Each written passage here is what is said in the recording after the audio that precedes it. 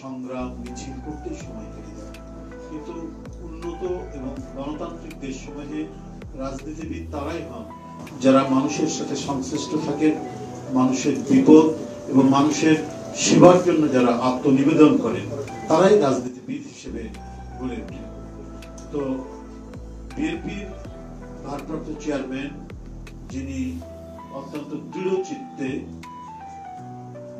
এই জুলাই আগস্টের আন্দোলনের পটভূমি রচনার প্রধান নায়ক, আমরা দেখেছি অনেক বিষয় যে তিনি যখনই ছাত্ররা এই বিভিন্ন কর্মসূচি গ্রহণ করছেন, তখন তিনি দলের সকল নেতাকর্মীকে নির্দেশ দিতেন, যিনি ওনার নির্দেশ কখনো লন্ডন থেকে নিজে বক্তব্য রাখতেন, কখনো আমাদের মাধ্যমে তিনি দিতেন। আমি গ্রেপ্তার হওয়ার সময় পর্যন্ত এই ছাত্রদের কমপ্লিট শাটডাউন আরো বিভিন্ন কর্মসূচি আমরা ভারপ্রাপ্ত চেয়ারম্যান তারেক রহমানের নির্দেশে আমরা প্রচার করতাম। আমাদের ছাত্র দলের অসংখ্য নেতা, বিএনপি ও বিএনপি সমর্থক পরিবারের অসংখ্য মানুষ, সেটা শিশু থেকে শুরু করে তরুণ যুবক পর্যন্ত আত্মহত্যা দিয়েছেন গণতন্ত্রকে ফেরানোর জন্য। তো এই কাজগুলো যাতে সুচারুভাবে, শৃঙ্খলাবদ্ধভাবে এবং সত্যিকারী মানবিক তাড়নায় আমরা করতে পারি, এই জন্য তিনি দলের ভিতর থেকেই একটি অরাজনৈতিক মানব সেবামূলক একটি সংগঠন গড়ে তুলেছেন এবং রুম্মন এবং নেতৃত্বে, মিথুনের নেতৃত্বে আমরা বিভিন্ন পর্যায়ে এর সাথে সংশ্লিষ্ট থেকেছি। মূলত তারাই এই কাজগুলো করছেন, বিভিন্ন জায়গায় যাচ্ছেন, আমাদেরকে আমন্ত্রণ জানাচ্ছেন, আমরা যতটা সম্ভব পারছি যাওয়ার জন্য। প্রত্যেকটাই হচ্ছে মানব কল্যাণ।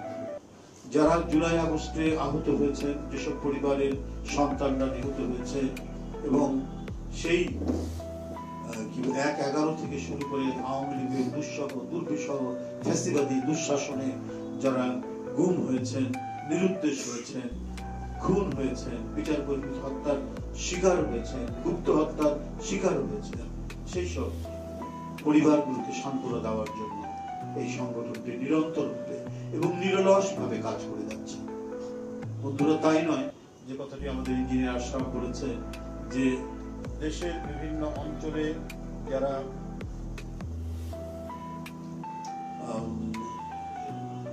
নানা ধরনের মানুষ, বিশেষ করে তরুণরা, যারা উদ্ভাবনী শক্তি সম্পন্ন, যাদের মেধা পর্যাপ্ত পরিমাণ, যাদের মেধা রয়েছে এবং সেই মেধার কিছু কিছু আমরা প্রকাশ দেখি, তাদেরকে উৎসাহিত করার জন্য, তারা যেন অকালেই ঝরে না যায়, সেই জন্য আমরা বিএনপি পরিবার কাজ করে গেছি। এটাও আমরা মনে করি যে একটি বৃহত্তর মানবিক কাজের অংশ। আমরা চট্টগ্রামে যে কথা সে বলেছে, বাঁশখালীতে গিয়েছিলাম, একটা ছেলে ড্রোন বানাতে পারে, অত্যাধুনিক ড্রোন বানাতে পারে, এবং সরকারের বিভিন্ন সংগঠন তাদের কাছ থেকে সেটি কিনছে। সেই ছেলেটি, সে ডিপ্লোমা ইঞ্জিনিয়ার, তাকে যদি সহযোগিতা করা যায়, সে যদি আরো উচ্চতর ডিগ্রি নিতে পারে, বিএসসি ইঞ্জিনিয়ার হতে পারে, ওর দ্বারা তো আরো ভালো কিছু, আরো উন্নততর কিছু করা সম্ভব। এই ভাবনাটা ভেবেছেন আমাদের ভারপ্রাপ্ত চেয়ারম্যান। তিনি ছোট্ট একটি সংবাদ লক্ষ্য করেছেন কোন সংবাদপত্রে, সেখান থেকে দেখে আমাদের রুম্মন এবং মিথুনকে জানিয়েছেন।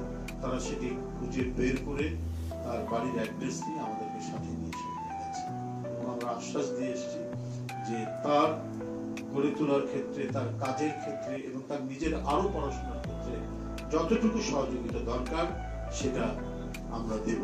এবং বিএনপি যদি রাষ্ট্র ক্ষমতায় আসতে পারে, তাহলে সে আরো বেশি সহযোগিতা পাবে, কারণ বড় ধরনের কর্মযোগ্য করার জন্য তো বিরোধী দল বা একটি রাজনৈতিক দলের পক্ষে সম্ভব না, সেখানে রাষ্ট্রীয় পৃষ্ঠপোষকতা দরকার।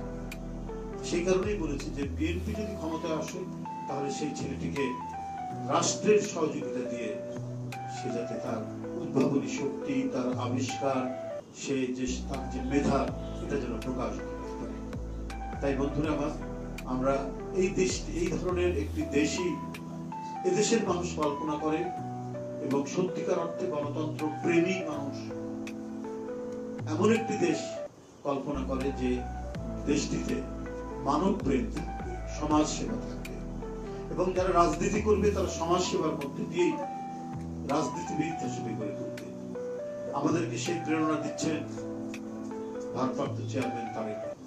সেই প্রেরণা আমাদেরকে দিয়ে গেছেন শহীদ রাষ্ট্রপতি জিয়াউর রহমান, দেশনেত্রী বেগম খালেদা জিয়া। আজকে যখন তাকিয়ে দেখি কি দেশ তৈরি হয়েছিল, কি ভয়ঙ্কর পরিস্থিতি হয়েছিল দেশটি। 5ই আগস্টের দিন আশুলিয়াতে 6 জনকে মেরে ফেলে তাদেরকে গাড়িতে তুলে পুড়িয়ে দেওয়া হলো, এবং তার মধ্যে একজন জীবন্ত মানুষ ছিল। শেখ হাসিনার পুলিশ এই কাজ, এই নির্মম, এই নিষ্ঠুর কাজ করেছে। 71-এর এত আত্মদান, 30 লক্ষ মানুষ তারা জীবন দিল। বাংলাদেশে এই ধরনের পুলিশ বাহিনী, এই ধরনের প্রধানমন্ত্রী, এই ধরনের মন্ত্রীরা তৈরি হবে শুধু ক্ষমতায় থাকা এবং টাকা পাচারের জন্য। তারা নিজের দেশের মানুষ, নিজের দেশের বিরোধী দলের বিরোধী কণ্ঠে যে আওয়াজ তুলেছে তাদেরকে মেরে ফেলে তাদেরকে পুড়িয়ে দিতে হবে। কি ভয়াবহ ঘটনা! জীবন্ত মানুষকে পুড়িয়ে দিতে হবে। এই তো হলো পরিস্থিতি তৈরি করেছিল শেখ হাসিনা। আজকে যে আমরা বিডিআর হত্যা কাণ্ডের যে ঘটনাগুলো দেখছি, সেখানে আমরা শুনতে পাচ্ছি, জানতে পাচ্ছি, যদিও যারা তদন্তে আছেন তারা নানা কারণেই গোপনীয়তা রক্ষা করছে, কিন্তু তারা বলছেন যে রাজনৈতিক সংশ্লিষ্টতা রয়েছে।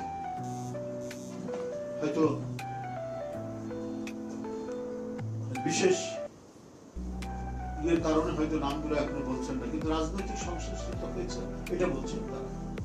তার মানে পরিকল্পিতভাবে বিডিআর পিলখানা হত্যাকাণ্ড ঘটনা হয়েছিল কারো স্বার্থে, প্রভুদের স্বার্থে, অথবা অন্য কোনো স্বার্থে ঘটিয়েছিল তৎকালীন যারা রাষ্ট্র ক্ষমতায় ছিল।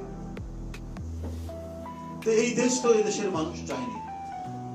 এই দেশে একটা যুদ্ধের মধ্যে দিয়ে, এবং যে যুদ্ধে এত ক্ষয়ক্ষতি, এত মানুষের প্রাণহানি হয়েছে, সেই দেশে নিজের দেশের সরকার তারা গণতন্ত্র হত্যা করে জোর করে ক্ষমতায় থাকবে বলে নানা ধরনের প্লট তৈরি করেছে। এবং তারা যে বয়ান তৈরি করত, সেই বয়ানগুলোও ছিল পরিকল্পিতভাবে। যুদ্ধ অপরাধী, মানবতা বিরোধী, তারপরে নানা ধরনের কথা, কি বলে যে মুক্তিযুদ্ধের চেতনা, মুক্তিযুদ্ধের পক্ষের শক্তি, বিপক্ষের শক্তি, কত কি কথা বলে গোটা দেশটাকে প্রতিদিন, প্রতি মুহূর্তে, প্রতি সেকেন্ডে ওরা বিভাজন করে রেখে গেছে। পৃথিবীর অনেক ক্ষুদ্র ক্ষুদ্র দেশও তার নিজের দেশের স্বার্থে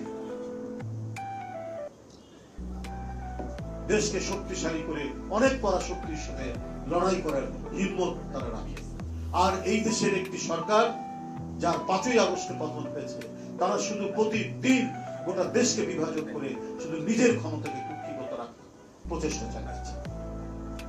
আজকে একটি সংবাদ পড়ে আমার কাছে একদিকে যেমন মানে বেদনার্থ হয়েছে, অন্যদিকে আশাবাদও জেগে উঠেছে যে অনেক পুলিশ কর্মকর্তাকে গুম করার জন্য নির্দেশ দেওয়া হয়েছিল,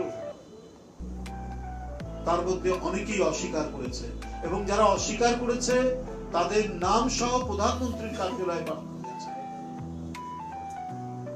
এবং প্রধানমন্ত্রীর যে বাসভবন সেখান থেকে এই ধরনের নথিও পাওয়া গেছে। আর যারা রাজি হয়েছেন তারা তো হয়েছেন, তারা তো করেছেন। শেখ হাসিনার আস্থাভাজন, শেখ হাসিনার মানে নৈকট্য লাভের জন্য তারা কাজ করেছেন। তার মধ্যে ওরই মধ্যেও কিছু কিছু মানুষ, কিছু কিছু পুলিশ অফিসার তারা অস্বীকার করেছে। তাদেরকে পুরস্কৃত করা উচিত ডিপার্টমেন্টের, যে তারা ওরই মধ্যে শেখ হাসিনার ওই হিংস্রতার মধ্যেও তারা গুম করতে অস্বীকার করেছে এদেশে। তাহলে এই ধরনের কিছু মানুষও ছিল ওই ভয়াবহ ফ্যাসিজমের চক্রের মধ্যে কিছু মানুষ কমপক্ষে অস্বীকার করেছে, এবং যারা অস্বীকার করেছে তাদের নাম ধাম সহ, তার চাকরির পদ সহ সেটা প্রধানমন্ত্রীকে জানানো হতো। অর্থাৎ সে ক্ষতিগ্রস্ত হবে, তার চাকরির প্রমোশন হবে না এবং তাকে চাকরিচ্যুত করা হবে। এই কারণেই তো পাঠানো হয়েছে। প্রতিদিন আমরা এই ঘটনাগুলো আমরা জানতে পারছি। আমি সরকারকে, অন্তর্বর্তীকালীন সরকারকে ধন্যবাদও জানাই। যে সমস্ত ঘটনা মানুষজন আমরা যতটুকু জেনেছি তাতেই তো আমাদের রক্ত হিম হয়ে যায়। আমরা যতটুকু ঘটনার শিকার হয়েছি, 35 দিন একজন দেশের রাজনীতিবিদ হিসাবে রিমান্ডে থাকতে হয়েছে চোর, ডাকাত, মাদক সেবী তাদের সাথে। ইউনিভার্সিটিতে পড়াশোনা করেছি, ছাত্র রাজনীতি করেছি, ছাত্র রাজনীতি থেকে বেরিয়ে জাতীয় রাজনীতির সাথে সংশ্লিষ্ট আছি। হাইকোর্টের শরৎপ্রাপ্ত অ্যাডভোকেট, আমাদেরকে জীবন যাপন করতে হয়েছে, আমাদেরকে ফেলে রাখা হয়েছে মাদক সেবী, খুনি, ডাকাত, চোর এদের সাথে।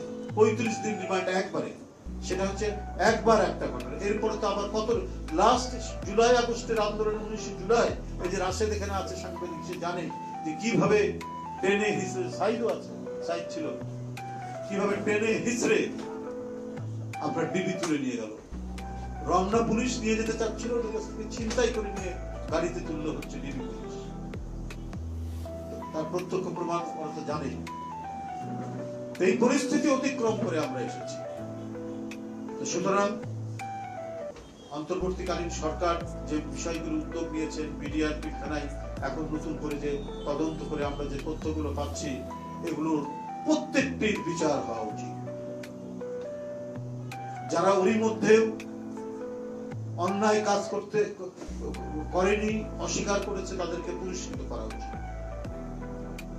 অন্তর্বর্তীকালীন সরকারকে এটা অনুরোধ করব। এবং আরেকটি অনুরোধ হচ্ছে যে 5ই আগস্টের পর থেকে এই পর্যন্ত নানাভাবে নানা কারণে প্রায় 177 জন মানুষের হত্যাকাণ্ড ঘটেছে।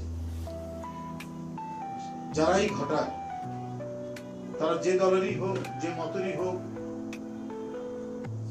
সরকারের উচিত ছিল, সরকার আইন শৃঙ্খলা দেখবে, কোন পার্টির রং দেখবে না, কে ক্ষমতাশালী ব্যক্তি, কে ক্ষমতাশালী নয়, কে ধনী, কে নির্ধন, এটা বিবেচনা করবে না।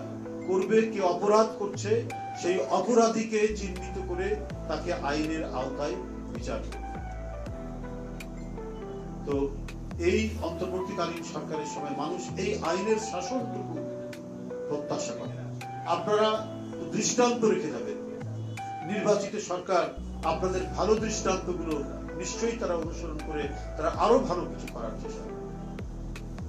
কেন এই সময় এত খুন জখম, কেন এত ডাকাতি, চুরি, হত্যাকাণ্ড ঘটবে? এইটা অন্তর্বর্তীকালীন সরকারকে আরো বেশি তৎপর করা দরকার।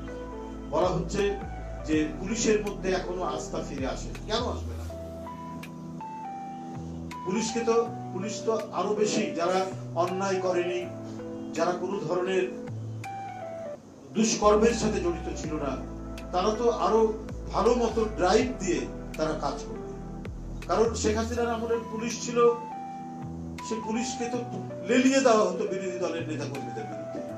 হাইকোর্ট থেকে জামিন পাচ্ছে, জেল গেট থেকে বেরিয়ে আবার গ্রেপ্তার দেখিয়ে আবার কারাগারে পাঠাচ্ছে। এবং এই জন্য আমাদের নেতা কর্মীর কাছ থেকে যে কত টাকা পয়সা নিয়েছে, তাহলে কি সেই পুলিশই কি হওয়া উচিত হবে? সেটা তো হওয়া উচিত হবে। পুলিশ আইনসঙ্গত ভাবে কাজ করবে, আইনের বাইরে কোনো কাজ করবে না। এবং দমনের জন্য, কি বলে, দুষ্কৃতিকারী দমনের জন্য যে সমস্ত ক্ষমতা তাদের দেওয়া আছে আইনসঙ্গত ভাবে, ফৌজদারি আইনে, ঠিক সেইভাবে তারা কাজ করবে দ্রুত গতিতে, ক্ষিপ্রতার সাথে। তাহলে তো সমাজে শান্তি স্থিতি ফিরে আসবে, দুর্বৃত্তরা এলাকা ছেড়ে চলে যাবে, না হলে আইনের আওতায় তারা কারাগারে থাকবে। এটাই তো নিয়ম হওয়া উচিত। যাই হোক, আমি আর বক্তব্য দীর্ঘায়িত করবো না, আপনারা অনেকক্ষণ অপেক্ষা করেছেন। আমি আশা করব যে আমরা বিএনপি পরিবারের যারা কাজ করছেন দিন রাত নিরন্তর, তারা তাদের এই সমাজ সেবামূলক কাজ। কারণ আপনারা জানেন যে তাদেরকে করে যেতেই হবে। এই যে এতজন মানুষ, 1415 জন শিশু থেকে শুরু করে তরুণ, কিশোর, প্রৌঢ়, কেউ বাদ যায়নি। শেখ হাসিনার পেটুয়া বাহিনী, শেখ হাসিনার আইন শৃঙ্খলা বাহিনী, তাদের প্রাণহানি ঘটেছে, তারা শাহাদাত বরণ করেছে। সুতরাং তাদের পাশে থাকতেই হবে। জাতীয়তাবাদী শক্তির একটি অর্গান হিসাবে, একটি সমাজসেবী সংগঠন থাকবে। এবং 20,000-এর অধিক নেতাকর্মী আপনার আহত হয়েছে, অনেকেই এখনো হাসপাতালে কাতরাচ্ছে। ওদেরকে আমি দেখে এসেছিলাম হাসপাতালে। তো এই যে পরিস্থিতি, এই পরিস্থিতি থেকে আমরা আমাদের সাধ্য অনুযায়ী, আমরা ক্ষমতায় নেই, কিন্তু বিএনপি শুরু থেকেই ভারপ্রাপ্ত চেয়ারম্যানের নির্দেশে প্রাণপণ চেষ্টা করে আমরা আমাদের আহত এবং নিহত পরিবারের পাশে থেকেছি এবং এখনো থাকার চেষ্টা করছি। আপনাদের সকলকে ধন্যবাদ। আমরা বিএনপি পরিবারের সকল কর্মকর্তাদের ধন্যবাদ জানিয়ে আমি আমার বক্তব্য শেষ করছি। আল্লাহ হাফেজ।